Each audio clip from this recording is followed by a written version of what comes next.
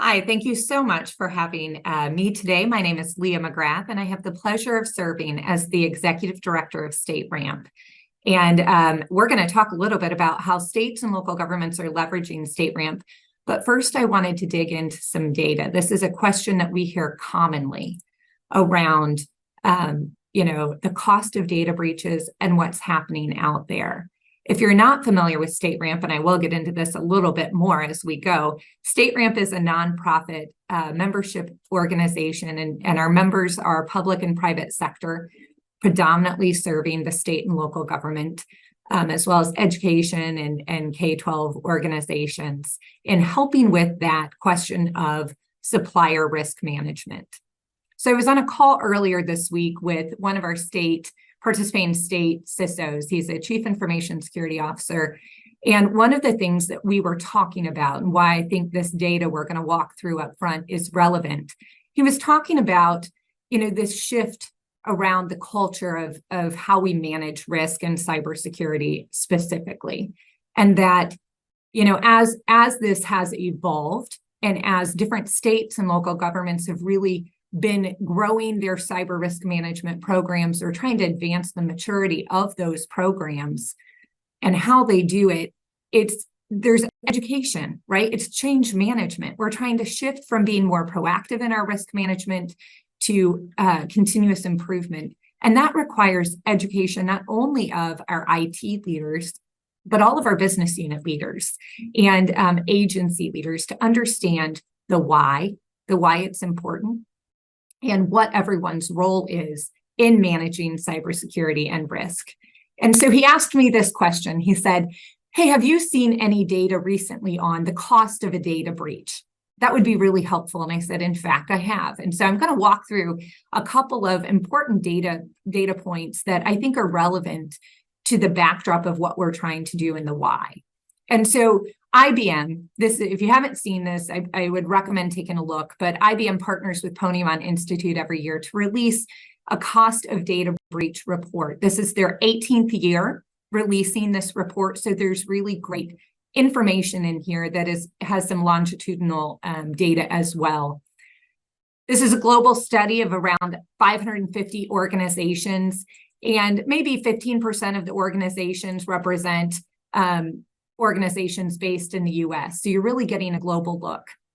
Interestingly, so you can see here one of the main findings in this report, they're looking at the cost of a data breach, and the average cost globally to contain a data breach is 4.45 million. If we actually look at the cost in the United States, that is about double. The average cost across the organizations in this study to resolve a data breach was actually upwards of $9 million. When we double click into those critical infrastructure organizations globally, the cost goes a little higher. The average cost globally to address those data breaches that happen in critical infrastructure, including public sector, is a little more than $5 million. And of course, that's higher in the US. So that matters, right? When we think about why we need to take preventative steps, it's because the cost and the impact is real. When you dive into the report and you look a little bit more, these are some of the takeaways that we found relevant for our organization and our members. So when you think about a data breach here is defined as an event in which records that contain PII, financial or medical account information, that those have been breached, right? And most commonly, personal identifying information records across the board, PII was the most common type of record that was breached. When we look at the data breaches that occurred globally, 82% of those occurred in the cloud. That's not a surprise, as we've seen the innovations and the rapid adoption of technology. That's what we would probably expect, right? Because more and more organizations are relying on cloud technologies and underlying technologies. One of the things that we really found interesting, and I'm sure some of you can relate to this, is the time to contain the breach. And actually that time, the average of 277 days, includes the time to identify a breach and then contain that breach. So the actual identification takes a little more than 6 months. The containment on average takes around 73 days, so over a few months. That's significant when we think about, we relate that to the state and local government communities where we already have limitations on bandwidth, limitations on budget, and certainly challenges in that talent pool of cybersecurity expertise. If we look at what it means to contain breaches and identify those breaches, if the breach occurred across multiple environments, which is very common in government and public sector, the cost and the time all go up, right?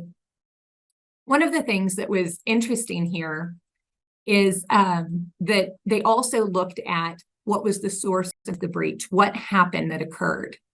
Globally, if you look across this data, it was right around 30% of the breaches reported occurred through a third-party business or software supplier. So we're talking about those third-party breaches that occur through third-party vendors.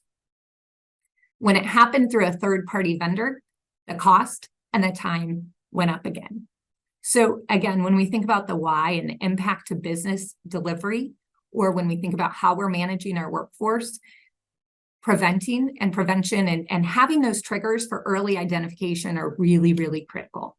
These are a couple other highlights in the report that IBM and Ponemon highlighted that I thought were interesting. So of those surveyed, for those who'd had a breach, more than half, 51%, were increasing their dollars and investing in new security tools or increased security. For those who are using consistently AI tools and technologies to continually scan for breaches, the cost was lower, about $1.76 million lower. So really the report kind of pointed to the importance of leveraging these AI tools, but also noted, hey, those cyber criminals, those bad guys, whether they're nation state or just kind of, domestic thugs, they're using the AI tools as well. So we need to be proactive there. This is a study we've referenced before when we're looking at where a breach is coming from and why is supplier risk management important. So the Ponemon Institute has done some surveys around this, and these surveys all occurred in the United States. So in the top couple data points you see here, this was a survey of around 632 public organizations. So they were public critical infrastructure type organizations, and 56% of those surveyed in 2022 for that time period reported that they had had a third-party breach, that a breach had occurred through one of their third-party suppliers. Half of these individuals also reported that managing third-party risk is really hard and overwhelming.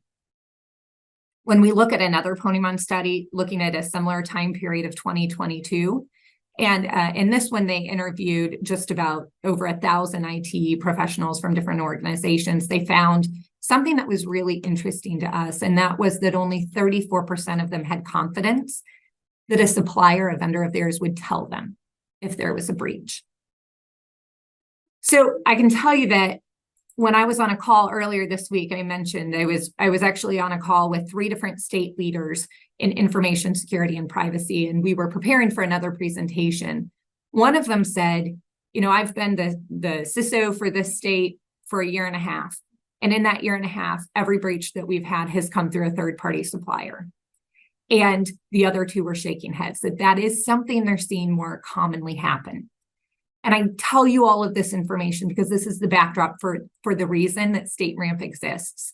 This is why we were founded, was to figure out a way to help simplify and improve the cybersecurity and risk management programs and advance those processes to be more proactive.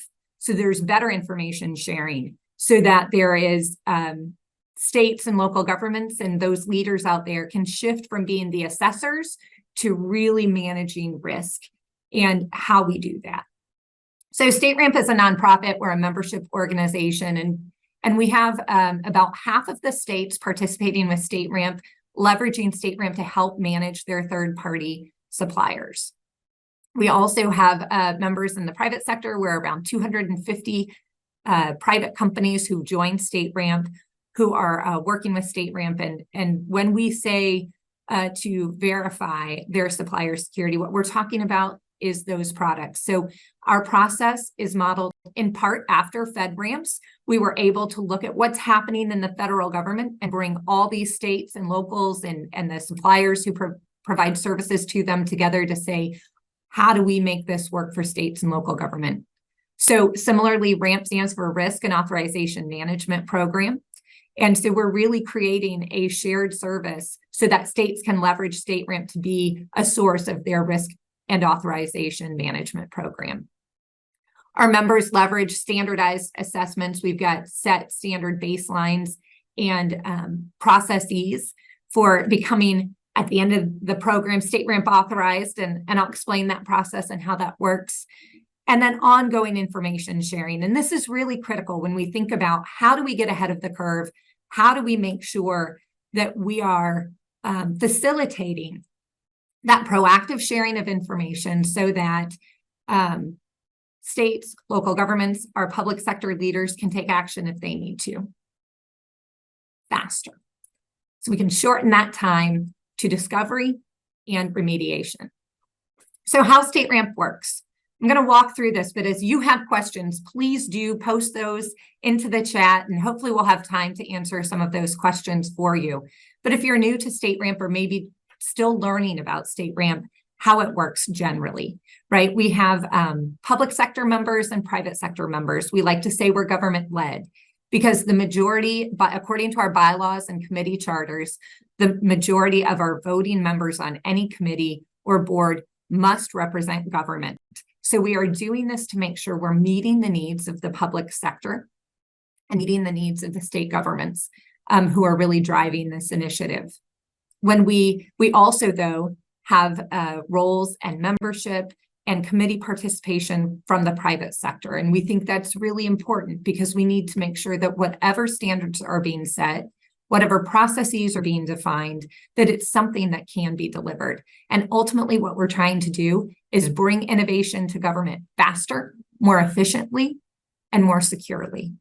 So for our public sector organizations who are working with StateRAMP, it's about providing all of the resources they may need, regardless of where they are in their journey. So if they're just establishing a vendor risk management program, we can help. If they've got a more mature vendor risk management program, then what we're doing is figuring out how do we integrate in to relieve some of that workforce burden.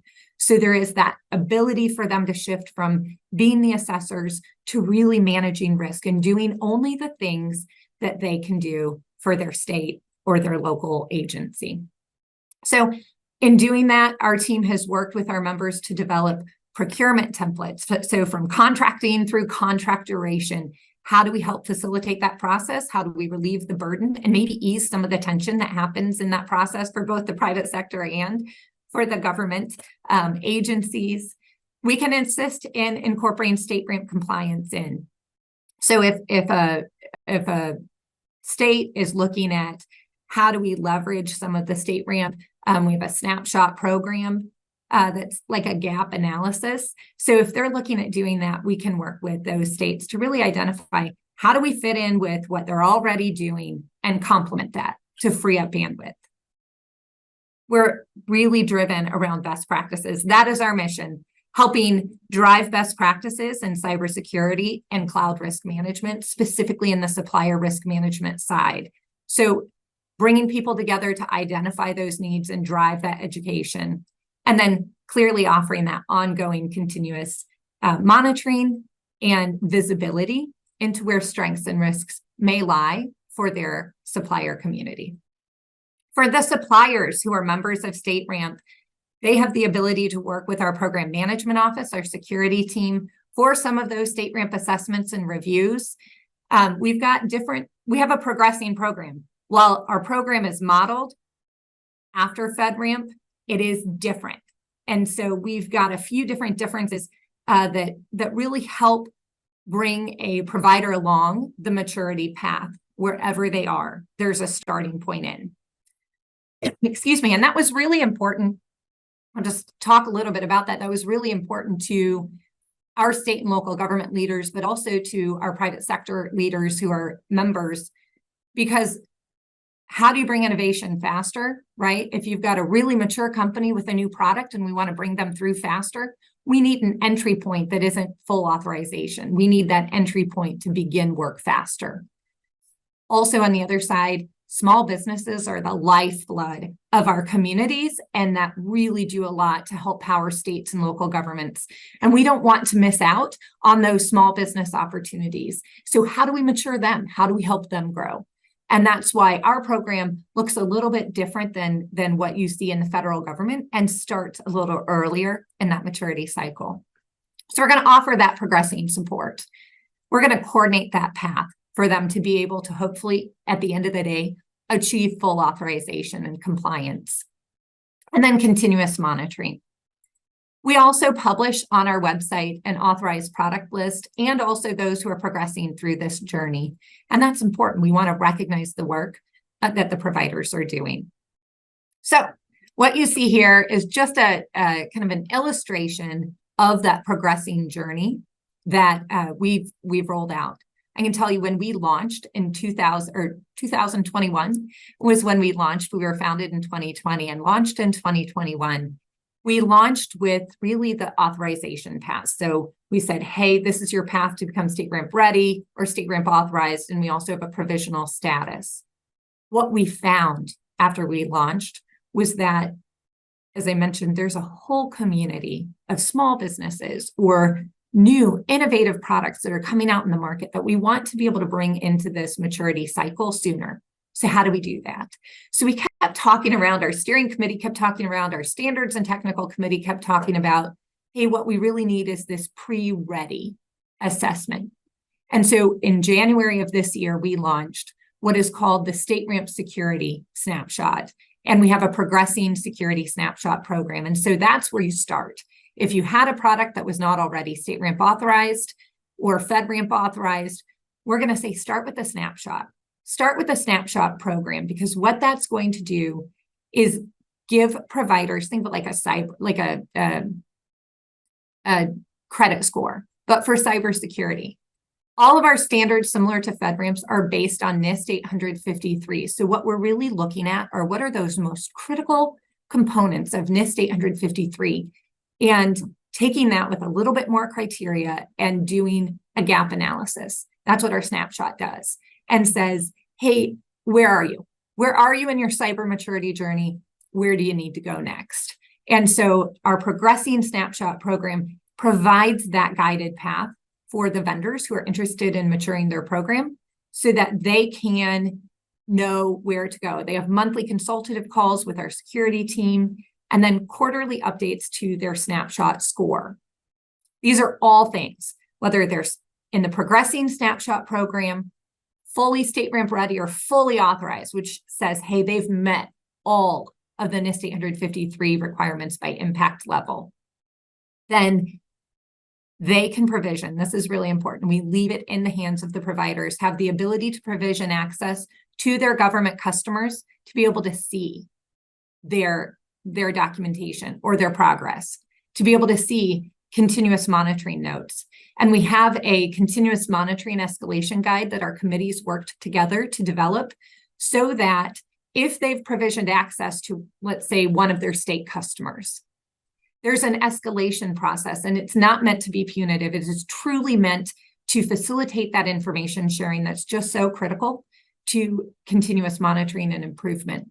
And so with our escalation guide, if there was an issue, if there was a breach in that supply chain for them, if there was a vulnerability open too long, if there was significant change in their product, or maybe change in ownership of the company, those are the types of things that would trigger a proactive notice out to that state official with whom they have shared information. And that state official can log in to see a summary of here's why you're receiving this notice. And that's the type of information sharing that we're really trying to facilitate to help shorten that timeline of identification, to help states and local governments or education be proactive in taking action if they need to take action, right? And that's what this is about. This community, we are already, our our governments really rely on those public-private partnerships, right, to deliver services. We're there. And so we've got to find more ways to bring these partners together to facilitate the kind of information that we need to facilitate so that we can be stronger, so that we can protect the integrity of government and the data better. And so this is the model that our leadership has come up with, that our committees continue to refine, and what that process looks like. I can tell you, usually in this part of the conversation, if we were in person, I'd see some hands go up and someone would say, why can't I just do FedRAMP? Or how does this compare to FedRAMP? So I'm just going to bring up this slide right now and try to answer that for you. But I've said this a few times, our steering committee members in 2020 who came together to say, what if and how could and what would it look like, really looked hard at the FedRAMP program. And I think StateRAMP is able to exist because FedRAMP was there first and said, this is how it works, right? We were able to look at kind of the different elements of the FedRAMP program and take it and try to really customize it and continue to refine it to work for states and local governments and the education sectors as well. And really importantly, work for the providers who are serving the states and local governments and education sectors. So some of the ways that we're similar, I mentioned this, we're both based, our minimum requirements, our baseline controls are based on NIST 853, Rev 4, both are transitioning to Rev 5. Our committees adopted updated baselines in May to transition to Rev 5. Both require independent audits. If you're going for StateRAMP Ready or StateRAMP Authorized, similar to FedRAMP, you have to have an independent audit by a third-party assessing organization. To maintain that status of authorization, both StateRAMP and FedRAMP require continuous monitoring, monthly continuous monitoring and reporting. Both recognize impact levels. We've got low, moderate, and then StateRAMP recognizes high. There are a few differences in our impact levels, a few controls that are really federal specific, or we've made modifications for the state and local governments, but the vast majority of controls are very similar. As I mentioned, we both recognize statuses of StateRAMP Ready or Ready and Authorized, and we have a provisional status as well that's a little bit different than FedRAMP's. This is where we start to see differences and where we said, hey, we need to do this a little differently to serve states and local governments. Our program is available to any provider regardless of contract status. We have an approvals committee that is comprised of 5 government officials who can serve as a kind of that second check. To be StateRAMP authorized, you have to either have a government sponsor or go through our approvals committee process, and they're acting as that secondary check. So our centralized PMO is doing a review. They're doing an executive summary. They're making sure through independent verification and validation that yes, this provider has demonstrated the product security posture meets the requirements established by the StateRAMP governing committees. And then they're going to give that executive summary and provision access. The provider would provision access to either their sponsor, maybe they have a contract already with someone, or through our approvals committee. That was really important because we wanted to make this open to anyone, right? That's one of the challenges that we hear sometimes in the FedRAMP marketplace, is that it's difficult to find an agency sponsor, or that queue takes a really long time. So what we've done is tried to make that go very quickly. So for our program, if you're going through the program for Progressing Snapshot, it's going to take about 3 weeks to get through that program. If you submitted a request for StateRAMP Ready or StateRAMP Authorized, StateRAMP Ready is probably going to take 6 to 8 weeks. StateRAMP Authorized is probably going to be 8 to 12 weeks. And that's only because if you're going through the approvals committee process, you do have to kind of, they have a monthly cadence to what they're reviewing. So we really try to expedite the review by having that centralized PMO office, which is one way that we're also different. We've got one organization, a team, who is reviewing all of those security packages and ensuring consistency across the board, and then has that responsibility. We have our snapshot program that I mentioned that is different. It's unique. We're very excited about it. It's certainly where we're seeing our greatest growth and momentum is in that area. We also have plans and aspirations for other really mapping to other compliance frameworks. And in fact, are working on starting with CGIS, and I'll talk about that in a minute. But a very exciting effort there. I think shifting to NIST 853 Rev 5 is allowing us to have those conversations with some of the different federal agencies to say, how can we help in that mapping for compliance and ease that burden that states and local governments feel when they're trying to meet these kind of differing frameworks that flow down from the federal government to states and locals. And then lastly, we're a nonprofit, right? So our mission is really customer service driven. We're member driven. We are constantly trying to find ways to help improve education and drive those best practices. One of the questions that was asked when we were talking about doing this session today was, hey, how are states and local governments leveraging StateRAMP today? So I included this in here. Our team has worked with the Center for Digital Government. Last year served on a working group with about 17 others to update their best practices guide for as a cloud procurements, right? So, or as a service procurements, I think is what it says. So for cloud procurements, we worked with the Center for Digital Government to identify what are those best practices for procuring cloud solutions and how does StateRAMP fit into it. So if you haven't seen the updated guide, they just released it in March of this year. Take a look. There's some really great resources there. But then what our team did is what we've seen is, I mentioned, we're working with about half the states. We're seeing a handful of those really taking steps as leaders in this effort to incorporate StateRAMP more into what they do, to more fully leverage StateRAMP as their primary risk and authorization management program. And so in doing so, we've been building off the CDG guide and developing T's and C's, draft language, draft security standards, all sorts of resources that they can use as they really integrate more fully with the StateRAMP program, what they're doing.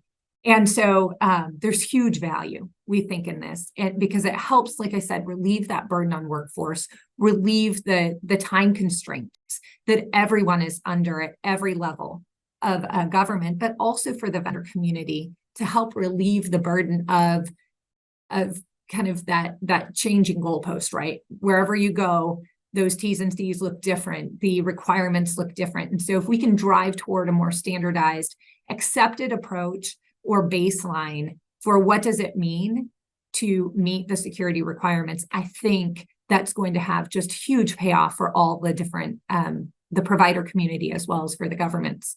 And by having our snapshot program, we're able to really bring anyone in regardless of what they've done before. I think that's key. And that is probably a huge differentiator when we think about the federal environment and the state and local environment, is that, like I said, those small businesses are the lifeblood, and we have to find a way to raise all boats, right? We have to find a way to raise all the security postures so that we can all be stronger together. And so what it looks like if you're incorporating StateRAMP in for our states and local governments, they're really looking at starting with the snapshot for those who are not StateRAMP authorized already, or FedRAMP authorized already. You can start with that snapshot, and it gives just an apples to apples comparison for them to understand what are the risks and what are the strengths of this cyber posture of this product, so they know what they're getting into. If you talk to any chief information security officer out there and say, what keeps you up at night? Most often they're going to say, what keeps me up at night is what I don't know. And so our program is really trying to improve transparency, give visibility of the strengths and the risks so that they can know what they're dealing with and they can take action if needed. Make risk-based decisions that are right for them.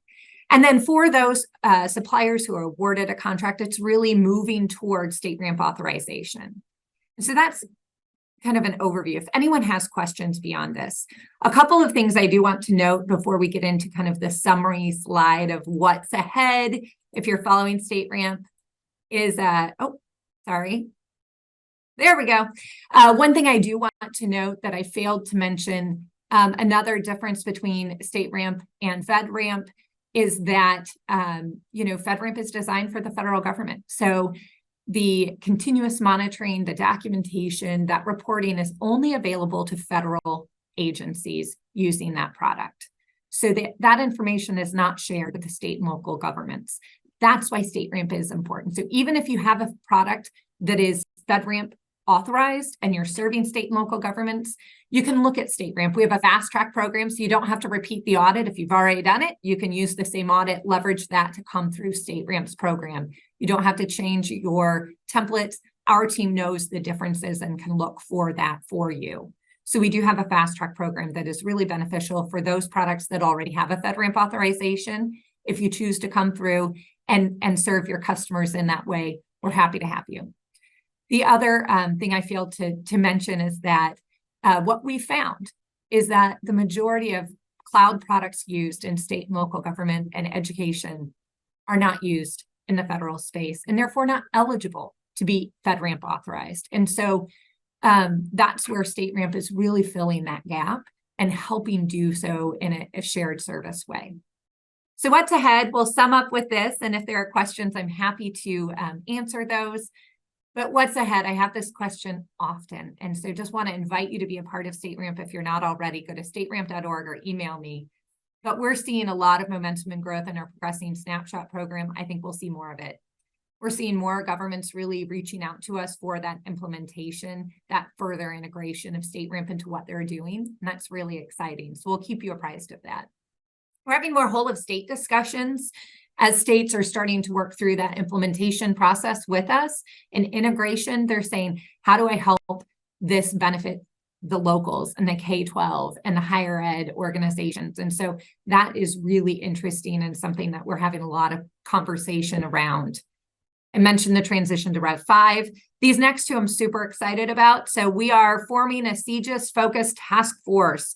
So we're going to be putting that together. If you have special interest in this area, please reach out and let me know. We are working with Chris Weatherly's team at the CJIS office as advisors to our task force.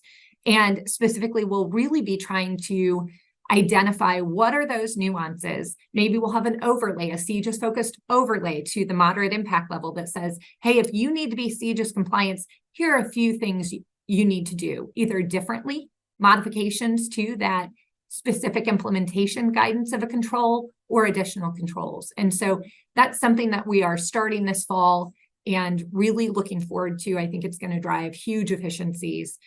So join the conversation if you're interested. We also launched yesterday with NASPO a procurement task force.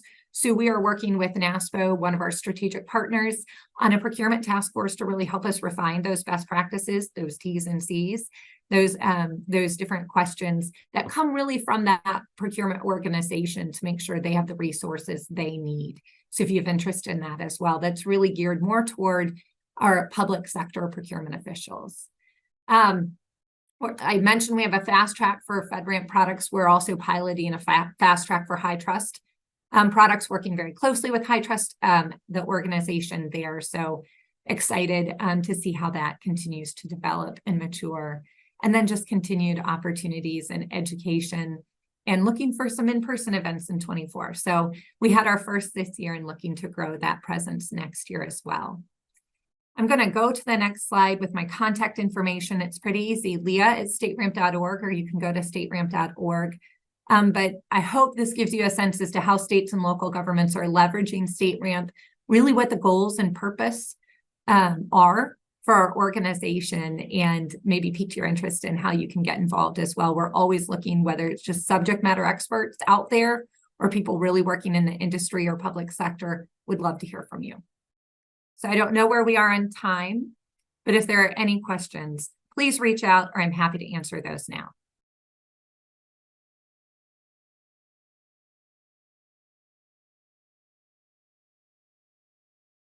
All right. Well, thank you so much for having me.